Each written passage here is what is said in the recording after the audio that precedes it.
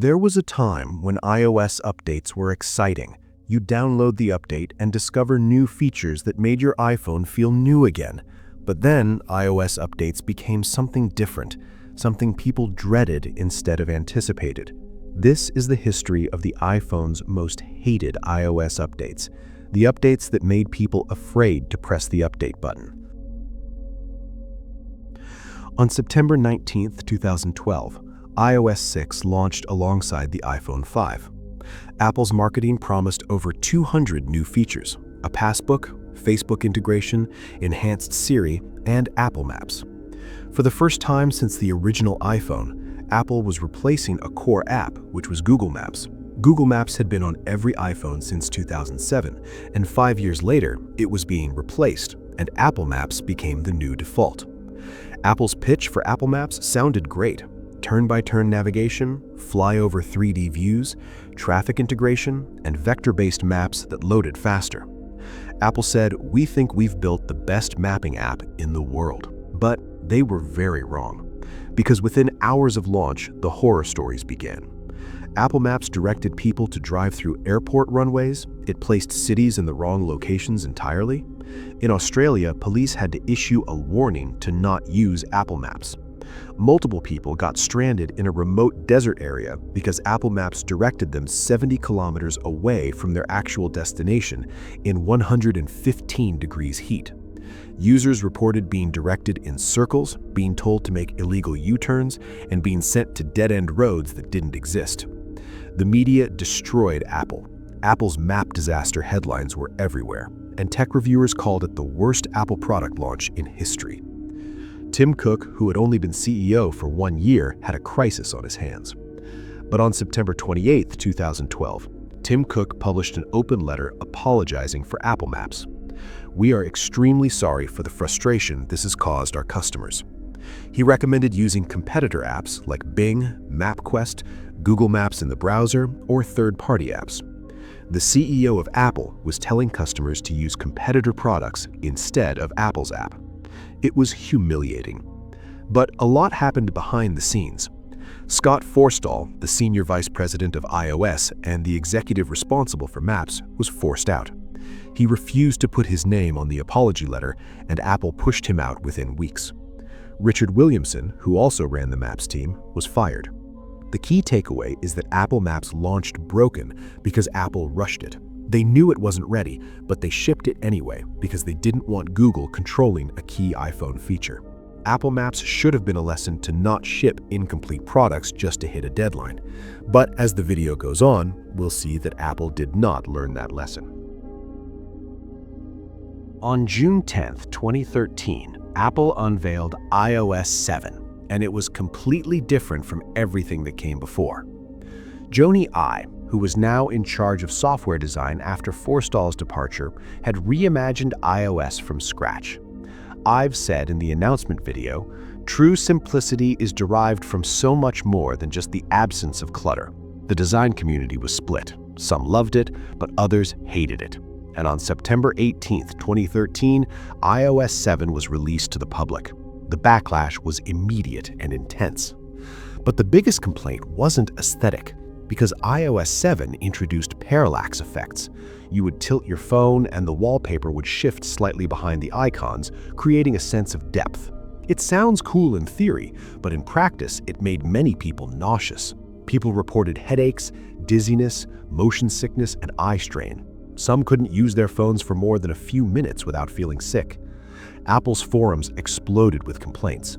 "iOS 7 is making me physically ill." Apple eventually added a reduce motion toggle in accessibility settings, but the fact that an iOS update required a motion sickness warning was unprecedented. But beyond motion sickness, iOS 7 had real usability issues. The ultra-thin fonts were beautiful, but hard to read for some, especially older users. The bright white backgrounds caused eye strain, and reading text at night was painful. The Control Center and Notification Center used similar swipe gestures, leading to constant accidental triggers. However, to be fair, iOS 7's design was divisive because it was a radical change. But the next iOS update was the complete opposite of iOS 7. On September 19, 2017, Apple launched iOS 11. There was a new control center, a Files app, screen recording, and AR kit for augmented reality. On paper, iOS 11 looked great, but in reality, it was a disaster. Within days, reports flooded in that iOS 11 was broken. Not a little broken, but catastrophically broken. The most embarrassing bug was that the calculator app couldn't do basic math. Type a simple sum of 1 plus 2 plus 3, and it would give you 24 instead of 6. The calculator animation was so slow that rapid taps would skip inputs. An iPhone calculator that couldn't reliably add numbers. It was the most basic functionality on one of the most basic apps, and it was broken for weeks. The next bug was the autocorrect bug. Every time you typed the letter I, autocorrect would change it to A followed by a question mark. This bug affected everyone, every message, every email, and Apple took weeks to fix it. The third bug was the date bug. On December 2, 2017, apps started crashing on launch. The cause was iOS 11.1.2. It had a bug where certain date calculations would crash apps. On December 2nd specifically, certain notifications would crash Springboard. There were also battery drain issues. iOS 11 destroyed battery life. Users reported 30 to 40% drops in battery performance overnight. Batteries that lasted a full day on iOS 10 barely made it to dinner on iOS 11. Apple initially denied the issue, then quietly released updates that improved battery performance. And finally, iOS 11 had performance issues. It made older iPhones feel ancient. iPhone 6 and 6S users reported their phones becoming unusably slow. Apps took forever to open, and typing had noticeable lag. This would later become part of the Batterygate scandal, where Apple admitted to throttling older iPhones without telling users. iOS 11 revealed that Apple's quality control had collapsed. These minor bugs were fundamental failures, and iOS 11 was hated because it was objectively broken. Apple rushed iOS 11 to hit the iPhone X launch, but they sacrificed quality for schedule, and users suffered for months as Apple slowly patched the disasters. The iOS 11 era damaged trust, and users started delaying updates because they knew the update would break things. On September 19, 2019, Apple launched iOS 13. Dark mode finally arrived. There was a Photos app redesign, faster Face ID, privacy improvements, and sign-in with Apple. iOS 13 should have been a celebratory update, but instead, it was a disaster.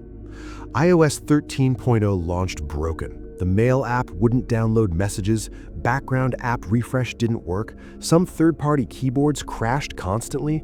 The worst part is that Apple probably knew. But 5 days after iOS 13 was released, Apple shipped iOS 13.1. And this wasn't a bug fix update. This was the update that should have been iOS 13.0. The new update included features that Apple had announced would be in iOS 13 but weren't, such as shortcuts automation. Other features like the iPhone 11 Deep Fusion camera and iCloud folder sharing were delayed even further to iOS 13.2 and 13.4. Apple literally shipped an incomplete version of iOS 13 and then released the complete version a week later. And they did this to hit the iPhone 11 launch date. Apple couldn't delay iOS 13 without delaying iPhone 11 sales. So instead, they shipped a half-finished operating system and said, this is fine. However, iOS 13.1 didn't fix everything. It wasn't even close. In iOS 13.2, aggressive background app management killed apps constantly. In iOS 13.3, mail bugs were still present, searching didn't work properly, and messages wouldn't deliver sometimes. But iOS 13 followed the same playbook as iOS 11. Apple had become the complete opposite from the Apple that built its reputation on "it just works." From these 4 disaster updates, did Apple learn from these disasters?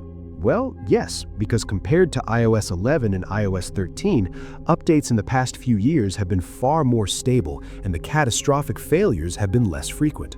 However, you may add iOS 26 as a failure, but let me know what you think in the comments. But in recent years, Apple has still prioritized launch schedules over polish. iOS 18 launched alongside iPhone 16, even though Apple Intelligence features weren't ready and core features shipped months late. Apple has the resources to test updates thoroughly, but it still seems iOS updates must hit iPhone launch updates no matter what, which is a justified reason, I guess.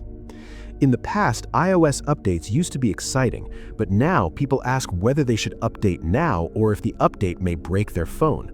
These shouldn't be questions iPhone users have to ask, but they are, because Apple has proven repeatedly that they will ship broken updates if it means hitting a launch date. And until Apple changes that priority, iOS updates will continue to be something users fear instead of anticipate.